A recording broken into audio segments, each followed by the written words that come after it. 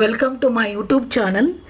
ಈ ವಿಡಿಯೋದಲ್ಲಿ ನಾನು ತುಮಕೂರು ಯೂನಿವರ್ಸಿಟಿಯಲ್ಲಿ ಬರೋ 4th ಸೆಮಿಸ್ಟರ್ BComನಲ್ಲಿ ಇರುವ ಕಾರ್ಪೊರೇಟ್ ಅಕೌಂಟಿಂಗ್ ಸೆಕೆಂಡ್ ಒಂದು ಸಬ್ಜೆಕ್ಟ್ನಲ್ಲಿ ಬರುವ ಅಮಾಲ್ಗಮೇಷನ್ ಆಫ್ ಕಂಪನೀಸ್ನಲ್ಲಿ ಇರುವ opening entries in the books of purchasing company ಬಗ್ಗೆ ಎಕ್ಸ್ಪ್ಲನೇಷನನ್ನು ಕೊಡ್ತಿದ್ದೀನಿ. ನೀವೇನಾದರೂ ಫಸ್ಟ್ ಟೈಮ್ ಈ ವಿಡಿಯೋ ನೋಡ್ತಾ ಇದ್ದರೆ amalgamation of companies part 1, 2, 3 and 4 ಅನ್ನು ಒಂದು ಸತಿ ರೆಫರ್ ಮಾಡಿ ನಂತರ ಈ ವಿಡಿಯೋನ ನೋಡಿ. ಏಕೆಂದರೆ ಇದು ಅಮಾಲ್ಗಮೇಷನ್ ಆಫ್ ಕಂಪನೀಸಲ್ಲಿ opening entries in the books of transferee company or purchasing company part 5 ಇದು. ಹಾಗಾಗಿ ನೀವು ಹಿಂದಿನ ವಿಡಿಯೋಸನ್ನು ನೋಡ್ಕೊಂಡು ಬಂದರೆ ನಿಮಗೆ ಕಂಟಿನ್ಯೂಟಿ ಸಿಗುತ್ತೆ. ಓಕೆ, ಇದರಲ್ಲಿ ಯಾವ್ಯಾವ ಜರ್ನಲ್ ಎಂಟ್ರೀಸ್ ಬರುತ್ತೆ ಅಂತೇಳಿ ನೋಡೋಣ. Opening entries in the books of transferee company or purchasing ಕಂಪನಿನಲ್ಲಿ ಯಾವ್ಯಾವ ಜರ್ನಲ್ ಎಂಟ್ರೀಸ್ ಬರುತ್ತೆ ಅಂತ ನೋಡೋಣ. ಸೊ ಫಸ್ಟ್ ಜರ್ನಲ್ ಎಂಟ್ರಿ ಬಂದು ನಿಮಗೆ ಇದರಲ್ಲಿ ಯಾವ್ದು ಬರುತ್ತೆ ಅಂದರೆ ಫಾರ್ ಪರ್ಚೇಸ್ ಕನ್ಸಿಡರೇಷನ್ ಡ್ಯೂಗೆ business purchase account debtor to liquidators of transferor company account ಅಂತ ಹೇಳಿ ಬರುತ್ತೆ. ಇದರಲ್ಲಿ ನಾವು ಎಷ್ಟು ಪರ್ಚೇಸ್ ಕನ್ಸಿಡರೇಷನ್ ಡ್ಯೂ ಇತ್ತು ಆ ಅಮೌಂಟನ್ನು ತೊಗೊತೀವಿ. ನೀವು ಪ್ರಾಬ್ಲಮನ್ನು ಮಾಡ್ತಿರ್ಬೇಕಾದ್ರೆ ಇನ್ ಕೇಸ್ ಏನಾದರೂ 2 ಕಂಪನಿ ಲಿಕ್ವಿಡೇಟ್ ಆದರೆ, ಯಾಕೆಂದರೆ ಅಮಾಲ್ಗಮೇಷನ್ ಅದರಿಂದ A ಕಂಪನಿ B ಕಂಪನಿ ಅಂತೇಳಿ ಏನಾದರೂ 2 ಕಂಪನಿ ಲಿಕ್ವಿಡೇಟ್ ಆದರೆ ಇಲ್ಲಿ ನೀವು ತೊಗೋಬೇಕಾದ್ರೆ ಬಿಸ್ನೆಸ್ ಪರ್ಚೇಸ್ ಅಕೌಂಟ್ ಡೆಬಿಟ್ ಏನು ಮಾಡ್ತೀರಾ, 2 ಕಂಪನಿಯ ಏನು ಪರ್ಚೇಸ್ ಕನ್ಸಿಡರೇಷನ್ ಇತ್ತು 2 ಟೋಟಲ್ ಮಾಡಿ ತೊಗೋಬೇಕು. ಏಕೆಂದರೆ ಜರ್ನಲ್ ಎಂಟ್ರಿ ಬಂದು ಇಲ್ಲಿ ಓಪನಿಂಗ್ ಎಂಟ್ರಿ, ಇದು ಪರ್ಚೇಸಿಂಗ್ ಕಂಪನಿಯಲ್ಲಿ ತೊಗೊತಾ ಇರೋದು. ಹಾಗಾಗಿ ಇವರು 2 ಕಂಪನಿ ಅಮಾಲ್ಗಮೇಟ್ ಆಗಿರೋದ್ರಿಂದ 2 ಕಂಪನಿಗೆ ಏನು ಪರ್ಚೇಸ್ ಕನ್ಸಿಡರೇಷನ್ ಕೊಡ್ತಾ ಇದ್ದಾರೆ ಅವೆರಡು ಟೋಟಲನ್ನು ನೀವು ಇಲ್ಲಿ ತೊಗೋಬೇಕು. ಮತ್ತು ಇಲ್ಲಿ ಕ್ರೆಡಿಟ್ ಮಾಡಬೇಕಾದ್ರೆ liquidators of A company are liquidators of B company are in more then 2 ಕಂಪನಿಗಿನ ಹೆಚ್ಚಿಗೆ ಏನಾದರೂ ಲಿಕ್ವಿಡೇಟ್ ಆಗಿದ್ರು ಸಹ ಆಗ ಯಾವ್ಯಾವ ಕಂಪನಿ ಲಿಕ್ವಿಡೇಟ್ ಆಗ್ತಾ ಇದೆ ಅದನ್ನು ನೀವು ಇಲ್ಲಿ ಕ್ರೆಡಿಟ್ ಸೈಡಲ್ಲಿ ತೊಗೊತೀರ. ಅಂದರೆ ಫಸ್ಟ್ ಜರ್ನಲ್ ಎಂಟ್ರಿ ಬಂದು ಪರ್ಚೇಸ್ ಕನ್ಸಿಡರೇಷನ್ ಡ್ಯೂಗೆ ಎಂಟ್ರಿ ಕೊಡ್ತೀವಿ. ಎಷ್ಟು ಟೋಟಲ್ ಎಷ್ಟಿತ್ತು ಪರ್ಚೇಸ್ ಕನ್ಸಿಡರೇಷನ್ ಅದನ್ನು ಇಲ್ಲಿ ಎಂಟ್ರಿ ಮಾಡ್ತೀವಿ. ದೆನ್ ನೆಕ್ಸ್ಟ್ ಜರ್ನಲ್ ಎಂಟ್ರಿ ಯಾವ್ದು ಬರುತ್ತೆ ನೋಡೋಣ. For incorporating assets and liabilities taken over. So ಇಲ್ಲಿ ಅಮಾಲ್ಗಮೇಷನ್ ಆದ ಟೈಮಲ್ಲಿ ಯಾವೆಲ್ಲ ಅಸೆಟ್ಸು ಮತ್ತು ಲಯಬಿಲಿಟೀಸ್ ಟೇಕನ್ ಓವರ್ ಆಯಿತು ಅದಕ್ಕೆ ನೆಕ್ಸ್ಟ್ ಜರ್ನಲ್ ಎಂಟ್ರಿಯನ್ನು ಪಾಸ್ ಮಾಡ್ತೀವಿ. ಇದರಲ್ಲಿ ಫಸ್ಟ್ ಯಾವ ಒಂದು ಕೇಸ್ ಅಂದರೆ in case of amalgamation in the nature of purchase. ಇದರಲ್ಲಿ 2 ಹೇಳಿದ್ದೆ ನಿಮಗೆ. ಇನ್ ಕೇಸ್ ಆಫ್ ಅಮಾಲ್ಗಮೇಷನ್ ಅನ್ನೋದು ಇನ್ the nature of purchase and also in the nature of merger, 2 ಮೆಥಡಲ್ಲಿ ನಾವು ಸಾಲ್ವ್ ಮಾಡ್ತೀವಿ. ನಿಮ್ಮ ಪ್ರಾಬ್ಲಮಲ್ಲಿ ಏನಾದರೂ ಅವರು ಕ್ಲಿಯರ್ ಆಗಿ amalgamation in the nature of purchase ಅಂತ ಹೇಳಿದರೆ ಯಾವ ಜರ್ನಲ್ ಎಂಟ್ರಿ ಬರುತ್ತೆ ಅಂದರೆ various assets account that is agreed value ಅಥವಾ ಮಾರ್ಕೆಟ್ ವ್ಯಾಲ್ಯೂ. ನೋಡಿ ಇಲ್ಲಿ ಮಾರ್ಕೆಟ್ ವ್ಯಾಲ್ಯೂ ತೊಗೊತೀವಿ ನಾವು ಇಲ್ಲಿ. Then goodwill account. So goodwill account ಯಾವಾಗ ಬರುತ್ತೆ ಅಂದರೆ if credit is greater than debit balance. So credit balance ಏನಿದೆ ಅದ್ರ ಬ್ಯಾಲೆನ್ಸು ಜಾಸ್ತಿ ಇದ್ದರೆ, ಡೆಬಿಟ್ ಬ್ಯಾಲೆನ್ಸ್ಗಿನ್ನ ಕ್ರೆಡಿಟ್ ಬ್ಯಾಲೆನ್ಸ್ ನಿಮಗೆ ಏನು ತೊಗೊತೀರ ಜಾಸ್ತಿ ಇದ್ದರೆ ಆಗ ಆ ಡಿಫ್ರೆನ್ಸ್ನ ನಾವಿಲ್ಲಿ ಗುಡ್ವಿಲ್ ಅಂತೇಳಿ ತೊಗೊತೀವಿ. ಅಥವಾ ಇದು ಬ್ಯಾಲೆನ್ಸಿಂಗ್ ಫಿಗರ್ ಅಂತ ಹೇಳಿದ್ರು ನೀವು ತೊಗೋಬೋದು. ದೆನ್ ನೆಕ್ಸ್ಟ್ ಬಂದು ಯಾವ್ಯಾವುದೆಲ್ಲ ಕ್ರೆಡಿಟ್ ಆಗುತ್ತೆ ಅಂದರೆ ಲಯಬಿಲಿಟೀಸ್ ಅಕೌಂಟ್. ನೋಡಿ ನಿಮ್ಮ ಪ್ರಾಬ್ಲಮಲ್ಲಿ ನೋಡಿ ಯಾವೆಲ್ಲ ಲಯಬಿಲಿಟೀಸ್ ಇದೆ ಎಲ್ಲ ಲಯಬಿಲಿಟೀಸನ್ನು ನಾವಿಲ್ಲಿ ಕ್ರೆಡಿಟ್ ಮಾಡ್ತೀವಿ. ದೆನ್ ಬಿಸ್ನೆಸ್ ಪರ್ಚೇಸ್ ಅಕೌಂಟ್, ಎಷ್ಟಕ್ಕೆ ಬಿಸ್ನೆಸ್ಸನ್ನು ಪರ್ಚೇಸ್ ಮಾಡಿದರೆ ಟೋಟಲನ್ನು ಇಲ್ಲಿ ಕ್ರೆಡಿಟ್ ಮಾಡ್ತೀವಿ. Then capital reserve account.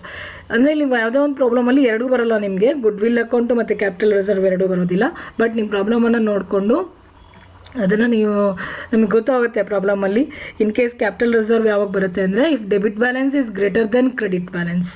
ನಾವೇನು ಡೆಬಿಟ್ ಬ್ಯಾಲೆನ್ಸ್ ತೊಗೊಂಡಿರ್ತೀವಿ ಅದು ಜಾಸ್ತಿ ಇದ್ದರೆ, ಕ್ರೆಡಿಟ್ ಬ್ಯಾಲೆನ್ಸ್ಗಿಂತ ಜಾಸ್ತಿ ಇದ್ದರೆ ಆಗ ಅವೆರಡು ಡಿಫ್ರೆನ್ಸ್ ಏನಾಗುತ್ತೆ ಅದು ಕ್ಯಾಪಿಟಲ್ ರಿಸರ್ವ್ಗೆ ಟ್ರಾನ್ಸ್ಫರ್ ಆಗುತ್ತೆ ಅಥವಾ ಬ್ಯಾಲೆನ್ಸಿಂಗ್ ಫಿಗರ್. ಸೊ ಆ ಬ್ಯಾಲೆನ್ಸಿಂಗ್ ಫಿಗರನ್ನು ನಾವು ಇಲ್ಲಿ ಕ್ಯಾಪಿಟಲ್ ಗೇಯ್ನ್ ಅಂತ ಹೇಳಿ ಕನ್ಸಿಡರ್ ಮಾಡ್ತೀವಿ. ಹಾಗಾಗಿ ನಿಮ್ಮ ಪ್ರಾಬ್ಲಮಲ್ಲಿ ಟೋಟಲ್ ಮಾಡ್ಕೊಳ್ಳಿ. ಟೋಟಲ್ ನೋಡ್ಕೊಂಬಿಟ್ಟು ಇಟ್ ಮೇ ಬಿ ಕೆಲವು ಟೈಮು ಗುಡ್ವಿಲ್ ಬರುತ್ತೆ. ಅಂದರೆ ಕ್ರೆಡಿಟ್ ಬ್ಯಾಲೆನ್ಸ್ ಏನಾದರೂ ಜಾಸ್ತಿ ಇದ್ದರೆ ಡೆಬಿಟ್ ಬ್ಯಾಲೆನ್ಸ್ಗಿನ್ನ ಗುಡ್ವಿಲ್ ಬರುತ್ತೆ. ಕ್ಯಾಪಿಟಲ್ ರಿಸರ್ವ್ ಡೆಬಿಟ್ ಏನಾದರೂ ಜಾಸ್ತಿ ಇದ್ದರೆ ನಿಮಗೆ ಆಗ ಅದು ಕ್ಯಾಪಿಟಲ್ ರಿಸರ್ವ್ಗೆ ಡಿಫ್ರೆನ್ಸ್ ಏನು ಬರುತ್ತೆ ಅದು ಕ್ಯಾಪಿಟಲ್ ರಿಸರ್ವ್ಗೆ ಟ್ರಾನ್ಸ್ಫರ್ ಆಗುತ್ತೆ. ಇದು ಯಾವಾಗ in case of amalgamation in the nature of purchase.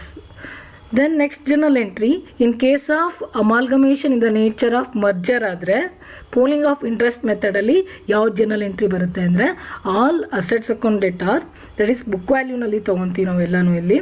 Then liabilities ಅದನ್ನು ನಾವು ಬುಕ್ ವ್ಯಾಲ್ಯೂನಲ್ಲಿ ತೊಗೊತೀವಿ.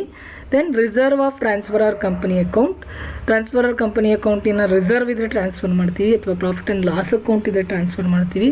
ದೆನ್ ಬಿಸ್ನೆಸ್ ಪರ್ಚೇಸ್ ಅಕೌಂಟ್ ಅಂದರೆ ಇಲ್ಲಿ ಮೈನ್ ಡಿಫರೆನ್ಸ್ ಏನಪ್ಪ ಅಂದರೆ in case of amalgamation in the nature of purchase ಆದರೆ ಮಾರ್ಕೆಟ್ ವ್ಯಾಲ್ಯೂ ತೊಗೊತೀವಿ, ಅಸೆಟ್ಸ್ ಆಗ್ಬೋದು ಅಥವಾ ಲೈಬಿಲಿಟೀಸೇ ಆಗ್ಬೋದು, ಮಾರ್ಕೆಟ್ ವ್ಯಾಲ್ಯೂ ತೊಗೊತೀವಿ. But in case of amalgamation in the nature of merger ಆದರೆ only book value. So book ವ್ಯಾಲ್ಯೂನಲ್ಲಿ ಅಸೆಟ್ಸು ಮತ್ತು ಲೈಬಿಲಿಟೀಸನ್ನು ಟ್ರಾನ್ಸ್ಫರ್ ಮಾಡ್ತೀವಿ. ಅದ್ರ ಜೊತೆಗೆ ಏನಾದರೂ ಟ್ರಾನ್ಸ್ಫರರ್ ಕಂಪನಿಯವ್ರದ್ದು ಸೆಲ್ಲಿಂಗ್ ಕಂಪನಿಯವ್ರದ್ದು ರಿಸರ್ವ್ ಇದ್ದರೆ ತೊಗೊತೀವಿ, ಹಾಗೆ ಮತ್ತು ಪ್ರಾಫಿಟ್ ಆ್ಯಂಡ್ ಲಾಸ್ ಅಕೌಂಟ್ ಇದ್ದರೂ ಟ್ರಾನ್ಸ್ಫರ್ ಮಾಡ್ತೀವಿ. Then business purchase account. ಇಲ್ಲಿ ಒಂದು ನೋಟಲ್ಲಿ ನಾನು ಹೇಳಿದ್ದೀನಿ ಅಂದರೆ the difference between debit and credit ಏನಿದೆ is adjusted in the reserve of transferee company. ಅಥವಾ ಇದರ ಡಿಫರೆನ್ಸ್ ಏನು ಬರುತ್ತೆ ಆ ಪ್ರಾಬ್ಲಮನ್ನು ನೋಡ್ಕೋಬೇಕಾಗುತ್ತೆ. ಪ್ರಾಬ್ಲಮಲ್ಲಿ ಏನಾದರೂ ಡೆಬಿಟ್ ಆ್ಯಂಡ್ ಕ್ರೆಡಿಟ್ ಡಿಫರೆನ್ಸಸ್ ಏನಾದರೂ ಇತ್ತು ಅಂದರೆ ಅದನ್ನು ನಾವು ಈಸ್ ಅಡ್ಜಸ್ಟೆಡ್ ಇನ್ ದಿ ರಿಸರ್ವ್ಸಲ್ಲಿ ನಾವು ಅಡ್ಜಸ್ಟ್ ಮಾಡ್ತೀವಿ. ಸೊ ನೆಕ್ಸ್ಟು ಜರ್ನಲ್ ಎಂಟ್ರಿ ಯಾವ್ದು ಬರುತ್ತೆ ನೋಡೋಣ. ಸೊ ನೆಕ್ಸ್ಟ್ ಜರ್ನಲ್ ಎಂಟ್ರಿ ಬಂದು to record the statutory reserve of transferor company. ಇದು ಸ್ಟ್ಯಾಚ್ಯುಟರಿ ರಿಸರ್ವ್ ಇದ್ದರೆ ಬರುತ್ತೆ ಪ್ರಾಬ್ಲಮಲ್ಲಿ, ಅದರ್ವೈಸ್ ಈ ಜರ್ನಲ್ ಎಂಟ್ರಿ ಬರೋದಿಲ್ಲ ನಿಮಗೆ. ಈ ಸ್ಟ್ಯಾಚ್ಯುಟರಿ ರಿಸರ್ವ್ ಏನಾದರೂ ಇದ್ದರೆ in the nature of purchase ಮೆಥಡಲ್ಲಿ ಯಾವ ಜರ್ನಲ್ ಎಂಟ್ರಿ ಬರುತ್ತೆ ಅಂದರೆ amalgamation adjustment account debtor to statutory reserve account ಅಂತ ಹೇಳಿ ನಾವು ತೊಗೊತೀವಿ. ಇನ್ ಕೇಸ್ ನೋಡಿ reverse the entry when the reserves are no longer required ಅಂತ ಇದೆ. ಇಲ್ಲಿ ಸ್ಟ್ಯಾಚ್ಯುಟರಿ ರಿಸರ್ವನ್ನು ನಾವು ಇವನ್ ಕಂಪನಿ ಅಮಾಲ್ಗಮೇಟ್ ಆದಮೇಲೂ ಅಂದರೆ ಏನು ಓಲ್ಡ್ ಕಂಪನೀಸ್ ಏನಿರುತ್ತೆ ಅವರು ಲಿಕ್ವಿಡೇಟ್ ಆದರೆ ದಟ್ ಈಸ್ ಟ್ರಾನ್ಸ್ಫರರ್ ಕಂಪ್ನಿಯವರು ಸೆಲ್ಲಿಂಗ್ ಕಂಪ್ನಿಯವರು ಲಿಕ್ವಿಡೇಟ್ ಆದರೂ ಸಹ ಅದನ್ನು ನಾವು ಕಂಟಿನ್ಯೂ ಮಾಡ್ತೀವಿ. ಯಾಕೆಂದರೆ ಅದು ಸ್ಟ್ಯಾಚ್ಯುಟರಿ ರಿಕ್ವೈರ್ಮೆಂಟ್ ಇರುತ್ತೆ, ಅದನ್ನು ನಾವು ಮೇಂಟೈನ್ ಮಾಡಲೇಬೇಕಾಗುತ್ತೆ. ಹಾಗಾಗಿ ನಾವು ಅದನ್ನು ಕಂಟಿನ್ಯೂ ಮಾಡಿದ್ರೆ ಆಗ ನಾವು ಈ ಜರ್ನಲ್ ಎಂಟ್ರಿ ತೊಗೊತೀವಿ. ಅದನ್ನು ಕಂಟಿನ್ಯೂ ಮಾಡೋ ಅವಶ್ಯಕತೆ ಇಲ್ಲ ಅಂದರೆ ನೋಡಿ ರಿವರ್ಸ್, ಈ ಎಂಟ್ರಿ ರಿವರ್ಸ್ ಆಗುತ್ತೆ. ಅದನ್ನು ನಾನಿಲ್ಲಿ ಹೇಳಿರೋದು reverse the entry when the reserves are no longer required. ರಿಸರ್ವ್ಸನ್ನು ನಾವು ಮೇಂಟೈನ್ ಮಾಡೋ ಅವಶ್ಯಕತೆ ಇಲ್ಲ ಅಂತಂದರೆ ಆಗ journal entry statutory reserve account debtor to amalgamation adjustment account ಅಂತೇಳಿ ಬರುತ್ತೆ. ಬಟ್ ಇದು ನಮ್ಮ ಪ್ರಾಬ್ಲಮ್ ಮೇಲೆ ಡಿಪೆಂಡ್ ಆಗುತ್ತೆ. ಪ್ರಾಬ್ಲಮಲ್ಲಿ ಅವರು ಕ್ಲಿಯರಾಗಿ ಹೇಳಿರ್ತಾರೆ statutory reserve is required to maintain further 2 years ಅಥವಾ 3 years ಅಂತೇಳಿ ಕೊಟ್ಟಿರ್ತಾರೆ ಪ್ರಾಬ್ಲಮಲ್ಲಿ. ಅವರು ಮೇಂಟೈನ್ ಮಾಡಬೇಕು ಅಂದಾಗ ಈ ಜರ್ನಲ್ ಎಂಟ್ರಿಯನ್ನು ಪಾಸ್ ಮಾಡಿ. ಅದೇ ಆವಾಗ in the nature of purchase ಮೆಥಡಲ್ಲಿ ನಾನು ನಿಮಗೆ ಪ್ರೀವಿಯಸ್ ಇದರಲ್ಲಿ ಸ್ಟ್ಯಾಚ್ಯುಟರಿ ರಿಸರ್ವ್ ಬಗ್ಗೆ ಹೇಳಿರಲಿಲ್ಲ, ಹಾಗಾಗಿ ಇಲ್ಲಿ ಸ್ಟ್ಯಾಚ್ಯುಟರಿ ರಿಸರ್ವ್ ಬಗ್ಗೆ ಸ್ವಲ್ಪ ಹಿಂಟ್ಸನ್ನು ಕೊಟ್ಟು ನೆಕ್ಸ್ಟ್ ಜರ್ನಲ್ ಎಂಟ್ರಿ ಬಗ್ಗೆ ನಾನು ಎಕ್ಸ್ಪ್ಲೈನ್ ಮಾಡ್ತೀನಿ. ನೋಡಿ ಸ್ಟ್ಯಾಚ್ಯುಟರಿ ರಿಸರ್ವ್ ಅಂದರೆ it refers to the reserve to be maintained as per the requirement of any law or legislation. ಯಾವುದೇ ಒಂದು ಲಾ ಪ್ರಕಾರ ಒಂದು ಲೆಜಿಸ್ಲೇಷನ್ ಪ್ರಕಾರ ಒಂದು ರಿಸರ್ವನ್ನು ನಾವು ಮೇಂಟೈನ್ ಮಾಡಲೇಬೇಕು. ಸೊ ಅದಕ್ಕೆ ನಾವು ಇಲ್ಲಿ ಸ್ಟ್ಯಾಚ್ಯುಟರಿ ರಿಸರ್ವ್ ಅಂತ ಹೇಳ್ತೀವಿ. For amalgamation in the nature of ಪರ್ಚೇಸಲ್ಲಿ no reserve other than statutory reserve should be incorporated in the books of purchasing company. So purchasing ಕಂಪನಿನಲ್ಲಿ ನಾವು ಬೇರೆ ರಿಸರ್ವ್ಸನ್ನು ಯಾವುದನ್ನು ನಾವು ಇನ್ಕಾರ್ಪೊರೇಟ್ ಮಾಡೋದಿಲ್ಲ, ಓನ್ಲಿ ಸ್ಟ್ಯಾಚ್ಯುಟರಿ ರಿಸರ್ವ್ ಮಾತ್ರ ಕಂಟಿನ್ಯೂ ಮಾಡ್ತೀವಿ ನಾವು ಇದರಲ್ಲಿ. ದೆನ್ ನೆಕ್ಸ್ಟ್ ಇದರಲ್ಲಿ ನಿಮಗೆ ಸ್ಟ್ಯಾಚ್ಯುಟರಿ ರಿಸರ್ವ್ ಅಂದರೆ ಯಾವುದು ಅಂತಂದರೆ ನಿಮ್ಮ ಪ್ರಾಬ್ಲಮಲ್ಲಿ ಏನಾದರೂ ಡೆವಲಪ್ಮೆಂಟ್ ರಿಬೇಟ್ ರಿಸರ್ವ್ ಅಂತ ಕೊಟ್ಟಿದ್ರೆ ಅದು ಸ್ಟ್ಯಾಚ್ಯುಟರಿ ರಿಸರ್ವ್ ಆಗುತ್ತೆ. ದೆನ್ ಅದೇ ಥರ ಏನಾದರೂ ಇನ್ವೆಸ್ಟ್ಮೆಂಟ್ ಅಲೋಯನ್ಸ್ ರಿಸರ್ವ್ ಇದ್ದರೆ ಅದನ್ನು ಸ್ಟ್ಯಾಚ್ಯುಟರಿ ರಿಸರ್ವ್ ಆಗುತ್ತೆ. ದೆನ್ ಎಕ್ಸ್ಪೋರ್ಟ್ ಪ್ರಾಫಿಟ್ ರಿಸರ್ವ್ ಅಂತ ಏನಾದರೂ ಕೊಟ್ಟಿದ್ರೆ ಅದು ಸಹ ಸ್ಟ್ಯಾಚ್ಯುಟರಿ ರಿಸರ್ವ್ ಆಗುತ್ತೆ. Then foreign project reserve. ನೋಡಿ ಇಷ್ಟು ಈ 4 ರಿಸರ್ವ್ಸ್ ಏನಿದೆ ಇದಿಷ್ಟು ಸ್ಟ್ಯಾಚ್ಯುಟರಿ ರಿಸರ್ವ್ಸ್ ಆಗುತ್ತೆ. ದೆನ್ ನೆಕ್ಸ್ಟು ಸ್ಟ್ಯಾಚ್ಯುಟರಿ ರಿಸರ್ವ್ ಏನಿದೆ it must be treated like any other liability in the realisation account in the books of transferor or selling company. ನೋಡಿ selling ಕಂಪನಿಯಲ್ಲಾದರೆ ಯಾವುದು ಟ್ರಾನ್ಸ್ಫರರ್ ಕಂಪನಿನಲ್ಲಾದರೆ ಇದನ್ನು ಮಾಮೂಲಾಗಿ ಲಯಬಿಲಿಟಿ ಅಂತೇಳಿ ಕನ್ಸಿಡರ್ ಮಾಡಿಬಿಡ್ತೀವಿ ನಾವು ಅದನ್ನು ರಿಯಲೈಸೇಷನ್ ಅಕೌಂಟ್ಗೆ ಟ್ರಾನ್ಸ್ಫರ್ ಮಾಡ್ತೀವಿ. But in the books of transferee company ಅದೇ ಈ ಸ್ಟ್ಯಾಚ್ಯುಟರಿ ರಿಸರ್ವು ಪರ್ಚೇಸಿಂಗ್ ಕಂಪನಿನಲ್ಲಾದರೆ ಎಷ್ಟು ರಿಸರ್ವ್ ಇತ್ತು ಅಂದರೆ to the extent of statutory reserve ಏನಿದೆ must be transferred to amalgamation adjustment account. ಅದನ್ನು ನಾವು ಅಮಾಲ್ಗಮೇಷನ್ ಅಡ್ಜಸ್ಟ್ಮೆಂಟ್ ಅಕೌಂಟ್ಗೆ ಟ್ರಾನ್ಸ್ಫರ್ ಮಾಡ್ತೀವಿ and appears in the balance sheet. Again ಅದನ್ನು ನಾವು ಬ್ಯಾಲೆನ್ಸ್ ಶೀಟಲ್ಲೂ ಸಹ ತೊಗೊತೀವಿ. ಇದು ಒಂದು ರೀತಿ ಕಾಂಟ್ರಾ ಎಂಟ್ರಿ ಥರ ಎರಡು ಕಡೆನೂ ತೊಗೊತೀವಿ, ಅಸೆಟ್ಸಲ್ಲೂ ತೊಗೊತೀವಿ, ಲೈಬಿಲಿಟಿಯಲ್ಲೂ ತೊಗೊತೀವಿ ನಾವು ಇದನ್ನು. ಅಂದರೆ ಇಲ್ಲಿ statutory reserve must be taken that is under reserves and surplus. Reserves and ಸರ್ಪ್ಲಸ್ಸಲ್ಲೂ ತೊಗೊತೀವಿ. ಆ್ಯಂಡ್ ಅಮಾಲ್ಗಮೇಷನ್ ಅಡ್ಜಸ್ಟ್ಮೆಂಟ್ ಅಂತೇಳಿ ನಾವು ಏನು ಜನರಲ್ ಎಂಟ್ರಿ ಪಾಸ್ ಮಾಡಿರ್ತೀವಲ್ಲ, ಸೊ ಅಮಾಲ್ಗಮೇಷನ್ ಅಡ್ಜಸ್ಟ್ಮೆಂಟ್ ಅಂತ ಇರುತ್ತಲ್ಲ, ಸೊ ಆ ಅಮಾಲ್ಗಮೇಷನ್ ಅಡ್ಜಸ್ಟ್ಮೆಂಟ್ ಅಕೌಂಟನ್ನು must be taken under miscellaneous expenditure. So ಅದನ್ನು ನಾವು ಮಿಸಲೇನಿಯಸ್ ಎಕ್ಸ್ಪೆಂಡಿಚರ್ ಅಂತೇಳಿ ತೊಗೊತೀವಿ. ಹಾಗಾಗಿ ಇದು ಲೈಬಿಲಿಟೀಸಲ್ಲೂ ಬರುತ್ತೆ ಮತ್ತು ಅಸೆಟ್ಸಲ್ಲೂ ಸಹ ತೊಗೊತೀವಿ. ಇದು ಕಾಂಟ್ರಾ ಎಂಟ್ರಿ ಆಗುತ್ತೆ. ಅಂದರೆ ಇಲ್ಲಿ ನಿಮ್ಮ ಎಕ್ಸಾಮಲ್ಲಿ ಈ ರೀತಿಯಾದ ರಿಸರ್ವ್ಸ್ ಏನಾದರೂ ಇದ್ದರೆ ನೋಡಿ development rebate reserve or investment allowance reserve or export profit reserve or foreign project reserve or etcetera related ಏನಾದರೂ ಬೇರೆ ರಿಸರ್ವ್ಸ್ ಇದಕ್ಕೆ ಸಂಬಂಧಪಟ್ಟದ್ದಿದ್ದರೆ ಮಾತ್ರ ನಾವು ಈ ಜರ್ನಲ್ ಎಂಟ್ರಿ ಬರುತ್ತೆ. ಅದರ್ವೈಸ್ ಈ ಜರ್ನಲ್ ಎಂಟ್ರಿನ ನಾವು ಪಾಸ್ ಮಾಡೋ ಅವಶ್ಯಕತೆ ಇರೋದಿಲ್ಲ. ದ ನೆಕ್ಸ್ಟ್ ಜರ್ನಲ್ ಎಂಟ್ರಿ ಯಾವ್ದು ಬರುತ್ತೆ ನೋಡೋಣ. For discharge of P C ನಾವು ಪರ್ಚೇಸ್ ಕನ್ಸಿಡರೇಷನನ್ನು ಇಲ್ಲಿ ಪೇಮೆಂಟ್ ಮಾಡ್ತಿದ್ದೀವಿ, ಡಿಸ್ಚಾರ್ಜ್ ಮಾಡ್ತಾ ಇದ್ದೀವಿ. ಸೊ ಅದಕ್ಕೆ ಯಾವ ಜರ್ನಲ್ ಎಂಟ್ರಿ ಬರುತ್ತೆ ಅಂದರೆ liquidators of transferor company account debit ಮಾಡ್ತೀವಿ. ಅಂದರೆ ಯಾವುದು ಕಂಪನಿಯಲ್ಲಿ ಲಿಕ್ವಿಡೇಟ್ ಆಗ್ತಾ ಇದೆ, ಇನ್ ಕೇಸ್ ಅಮಾಲ್ಗಮೇಷನ್ ಅಲ್ಲದೆ ಎರಡು ಕಂಪನಿ ಆದರೆ ಆ ಎರಡು ಕಂಪನಿ ನೇಮ್ ಅನ್ನೋದು ನಾವಿಲ್ಲಿ ತೊಗೋಬೇಕಾಗತ್ತೆ. ದೆನ್ ಕ್ರೆಡಿಟ್ ಬಂದು equity share capital account, preference share capital account and cash or bank account. ಅಂದರೆ ಇದನ್ನು ಅಷ್ಟೇ ನಿಮ್ಮ ಪ್ರಾಬ್ಲಮ್ ಮೇಲೆ ಡಿಪೆಂಡ್ ಆಗುತ್ತೆ. ಪ್ರಾಬ್ಲಮಲ್ಲಿ ಪರ್ಚೇಸ್ ಕನ್ಸಿಡರೇಷನನ್ನು ಓನ್ಲಿ ಈಕ್ವಿಟಿ ಶೇರ್ ಕ್ಯಾಪಿಟಲಲ್ಲಿ ಮಾತ್ರ ಸೆಟ್ಲ್ ಮಾಡಿದರೆ ಜರ್ನಲ್ ಎಂಟ್ರಿ ಯಾವ ಕಂಪನಿ ಲಿಕ್ವಿಡೇಟ್ ಆಗ್ತಾ ಇದೆ, liquidators of transferor company account debtor to equity share capital account ಅಷ್ಟೇ ಬರುತ್ತೆ. ಪರ್ಚೇಸ್ ಕನ್ಸಿಡರೇಷನನ್ನು ಏನಾದರೂ ಈಕ್ವಿಟಿ ಶೇರ್ ಕ್ಯಾಪಿಟಲ್ ಮತ್ತು ಪ್ರಿಫರೆನ್ಸ್ ಶೇರ್ ದೆನ್ ಕ್ಯಾಶ್ ಈ ಮೂರಲ್ಲೂ ಏನಾದರೂ ಅವರು ಸೆಟ್ಲ್ ಮಾಡಿದರೆ, ಮೂರಲ್ಲೂ ಪೇ ಮಾಡಿದರೆ ಮಾತ್ರ ಈಕ್ವಿಟಿ ಶೇರ್ ಕ್ಯಾಪಿಟಲ್ ಅಕೌಂಟ್ ಮತ್ತು preference share capital account or cash or bank account ಅನ್ನೋದು ಈ ಮೂರು ಅಕೌಂಟು ಕ್ರೆಡಿಟ್ ಆಗುತ್ತೆ. ಹಾಗಾಗಿ ನಮ್ಮ ಪ್ರಾಬ್ಲಮ್ ಮೇಲೆ ಡಿಪೆಂಡ್ ಆಗುತ್ತೆ. ನೀವು ಪ್ರಾಬ್ಲಮಲ್ಲಿ ನೋಡಿ ಯಾವ ರೀತಿ ಅದನ್ನು ಪರ್ಚೇಸ್ ಕನ್ಸಿಡರೇಷನ್ನ ಡಿಸ್ಚಾರ್ಜ್ ಮಾಡಿದರೆ ಆ ರೀತಿಯಾಗಿ ಜರ್ನಲ್ ಎಂಟ್ರಿಯನ್ನು ಪಾಸ್ ಮಾಡಿ. ದ ನೆಕ್ಸ್ಟ್ ಜರ್ನಲ್ ಎಂಟ್ರಿ ಯಾವ್ದು ಬರುತ್ತೆ ಅಂದರೆ for incurring formation expenses. So formation ಎಕ್ಸ್ಪೆನ್ಸಸ್ಸನ್ನು ಇವ್ರು ಏನಾದರೂ ಪೇ ಮಾಡಿದರೆ ಅದಕ್ಕೂ ಜರ್ನಲ್ ಎಂಟ್ರಿಯನ್ನು ನಾವು ಪಾಸ್ ಮಾಡಬೇಕಾಗತ್ತೆ. ಆವಾಗ formation expenses or preliminary expenses ಯಾವುದಾದ್ರೂ ಕೊಟ್ಟರು, ಎರಡರಲ್ಲಿ ಯಾವ್ದು ಕೊಟ್ಟರು ಸಹ ಯಾವ ಜರ್ನಲ್ ಎಂಟ್ರಿ ಬರುತ್ತೆ ಅಂದರೆ formation expenses or preliminary expenses ಅಕೌಂಟನ್ನು ಡೆಬಿಟ್ ಮಾಡಿ ದೆನ್ ಕ್ಯಾಶ್ ಆರ್ ಬ್ಯಾಂಕ್ ಅಕೌಂಟನ್ನು ಕ್ರೆಡಿಟ್ ಮಾಡಿ.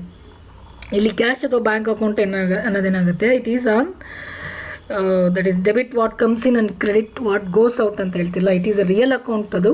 ಸೊ ರಿಯಲ್ ಅಕೌಂಟ್ ಆದ್ದರಿಂದ ಇಲ್ಲಿ ನಾವೇನು ಪೇ ಮಾಡ್ತೀವಿ ನೋಡಿ, ಇಲ್ಲಿ ಎಕ್ಸ್ಪೆನ್ಸಸನ್ನು ಪೇ ಮಾಡ್ತಾ ಇದ್ದಾರೆ ಪರ್ಚೇಸಿಂಗ್ ಕಂಪನಿಯವರು ಅಂದರೆ ಇದು ಕ್ಯಾಶ್ ಆರ್ ಬ್ಯಾಂಕ್ ಅಕೌಂಟ್ ಅಂತ ನಾವೇನು ತೊಗೊತೀವಿ, ಕ್ಯಾಶ್ ಅಕೌಂಟ್ ಅಂತ ತೊಗೊಂಡೋದಾದರೆ ಅದು ನಿಮಗೆ ರಿಯಲ್ ಅಕೌಂಟ್ ಆಗುತ್ತೆ. So credit what goes out, ಹಾಗಾಗಿ ಅದು ಬ್ಯಾಂಕ್ ಆರ್ ಕ್ಯಾಶ್ ಅಕೌಂಟ್ ಅಂತ ಹೇಳಿ ನಾವಿಲ್ಲಿ ಕ್ರೆಡಿಟ್ ಮಾಡ್ತೀವಿ.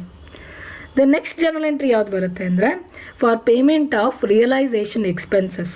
ಸೊ ರಿಯಲೈಸೇಷನ್ ಎಕ್ಸ್ಪೆನ್ಸಸ್ಸನ್ನು ಏನಾದರೂ ಪೇ ಮಾಡಿದರೆ ಮಾತ್ರ ಎಂಟ್ರಿ ತೊಗೊತೀವಿ ನಾವಿಲ್ಲಿ. ಅದರಲ್ಲೂ ಎರಡಿದೆ. ಯಾವ್ದು ಸಿಚುಯೇಷನ್, ಒಂದು situation amalgamation in the nature of purchase. So amalgamation ಏನಾದರೂ in the nature of purchase ಆಗಿದ್ದರೆ if it is paid by transferee or purchasing company, purchasing ಕಂಪನಿಯವರು ಪೇ ಮಾಡಿದ್ರೆ ಮಾತ್ರ ಈ ಜರ್ನಲ್ ಎಂಟ್ರಿ ಬರುತ್ತೆ. ಅದರ್ವೈಸ್ ಈ ಜರ್ನಲ್ ಎಂಟ್ರಿ ಬರೋದಿಲ್ಲ. ಏಕೆಂದರೆ ಇದೇನಾದರೂ ಇನ್ ಕೇಸ್ ಇದೊಂದು ಸೆಲ್ಲಿಂಗ್ ಕಂಪ್ನಿಯವ್ರು ಏನಾದರೂ ಕೊಟ್ಟಿದ್ರೆ ಅವ್ರ ಬುಕ್ಕಲ್ಲಿ ತೋರಿಸ್ತೀವಿ ನಾವು, ಟ್ರಾನ್ಸ್ಫರರ್ ಕಂಪ್ನಿಯ ಬುಕ್ಕಲ್ಲಿ ಜರ್ನಲ್ ಎಂಟ್ರಿ ತೋರಿಸ್ತೀವಿ. ಆವಾಗ ಈ ಬುಕ್ಕಲ್ಲಿ ಬರೋದಿಲ್ಲ, ಯಾರೋ ನಿಮ್ಮ ಪರ್ಚೇಸಿಂಗ್ ಕಂಪನಿಯವರ ಒಂದು ಜರ್ನಲ್ ಎಂಟ್ರೀಸಲ್ಲಿ ಬರೋದಿಲ್ಲ. ಇನ್ ಕೇಸ್ ಏನು ರಿಯಲೈಸೇಷನ್ ಎಕ್ಸ್ಪೆನ್ಸಸನ್ನು ಪರ್ಚೇಸಿಂಗ್ ಕಂಪನಿಯವ್ರು ಕೊಟ್ಟಿದ್ದರೆ ಅದರಲ್ಲಿ ಎರಡು ಮೆಥಡ್ ಇದೆ. Amalgamation in the nature of ಪರ್ಚೇಸಲ್ಲಾದರೆ ಯಾವ ಜರ್ನಲ್ ಎಂಟ್ರಿ ಬರುತ್ತೆ ಅಂದರೆ goodwill account debtor to cash or bank account. ಏಕೆಂದರೆ ಇಲ್ಲಿ ಲಾಸ್ ಜಾಸ್ತಿ ಆಗುತ್ತೆ, ಲಾಸ್ ಇನ್ಕ್ರೀಸ್ ಆಗುತ್ತೆ. ಹಾಗಾಗಿ ಅದನ್ನು ನಾವು ಗುಡ್ವಿಲ್ ಅಕೌಂಟ್ಗೆ ಟ್ರಾನ್ಸ್ಫರ್ ಮಾಡ್ತೀವಿ. ಹೇಗೇನು ಇವರು ಕ್ಯಾಶ್ ಅನ್ನು ಪೇ ಮಾಡೋದ್ರಿಂದ ಕ್ಯಾಶ್ ಆರ್ ಬ್ಯಾಂಕ್ ಅಕೌಂಟನ್ನು ಕ್ರೆಡಿಟ್ ಮಾಡ್ತೀವಿ. ದ ನೆಕ್ಸ್ಟ್ ಜರ್ನಲ್ ಎಂಟ್ರಿ ಯಾವ್ದು ಬರುತ್ತೆ ಅಂದರೆ for payment of realisation expenses in the case of amalgamation in the nature of merger. ನೋಡಿ, ಇನ್ ಕೇಸ್ ನಿಮ್ಮ ಪ್ರಾಬ್ಲಮಲ್ಲಿ amalgamation in the nature of merger ಅಂತ ಏನಾದರೂ ಮೆನ್ಷನ್ ಮಾಡಿದರೆ, ಇನ್ ದ ಕೇಸ್ ಆಫ್ ಮರ್ಜರಲ್ಲಾದರೆ ಯಾವ ಜನರಲ್ ಎಂಟ್ರಿ ಬರುತ್ತೆ ಅಂದರೆ ಜನರಲ್ ರಿಸರ್ವ್ ಅಕೌಂಟ್ ಎಟ್ ಆರ್ ಟು ಬ್ಯಾಂಕ್ ಅಕೌಂಟ್. ಅದನ್ನು ನಾವಿಲ್ಲಿ ಜನರಲ್ ರಿಸರ್ವ್ಗೆ ಟ್ರಾನ್ಸ್ಫರ್ ಮಾಡ್ತೀವಿ. ಏನು ರಿಯಲೈಸೇಷನ್ ಎಕ್ಸ್ಪೆನ್ಸಸನ್ನು ಪೇ ಮಾಡಿರ್ತಾರೆ ಅದನ್ನು ಯಾವಾಗ ಅಂದರೆ in the case of amalgamation in the nature of merger ಆದರೆ ಜನರಲ್ ರಿಸರ್ವ್ ಅಕೌಂಟ್ ಎಟ್ ಆರ್ ಟು ಬ್ಯಾಂಕ್ ಅಕೌಂಟ್ ಅಂತೇಳಿ ಜನರಲ್ ಎಂಟ್ರಿಯನ್ನು ಪಾಸ್ ಮಾಡ್ತೀವಿ. ನೋಡಿ, ಇಷ್ಟು ಮೇಜರ್ 7 ಎಂಟ್ರೀಸ್ ಇದೆ.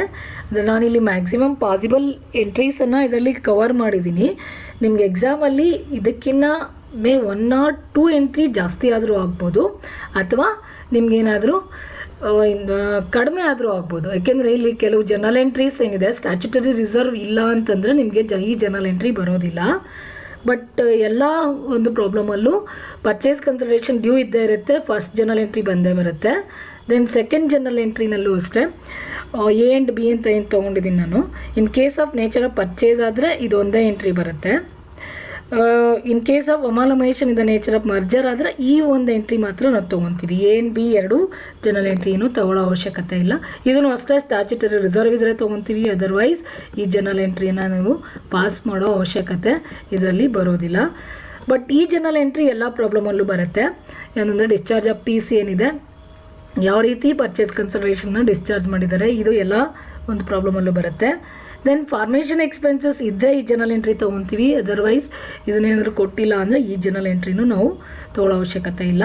ಮತ್ತು ಅದೇ ಥರ ರಿಯಲೈಸೇಷನ್ ಎಕ್ಸ್ಪೆನ್ಸಸನ್ನು ಪೇ ಮಾಡಿದರೆ ತೊಗೊತೀವಿ, ಅದರ್ವೈಸ್ ರಿಯಲೈಸೇಷನ್ ಎಕ್ಸ್ಪೆನ್ಸಸ್ ಬಗ್ಗೆನೂ ನಾವು ಇಲ್ಲಿ ಜನರಲ್ ಎಂಟ್ರಿ ತೊಗೊಳ್ಳೋ ಅವಶ್ಯಕತೆ ಇಲ್ಲ.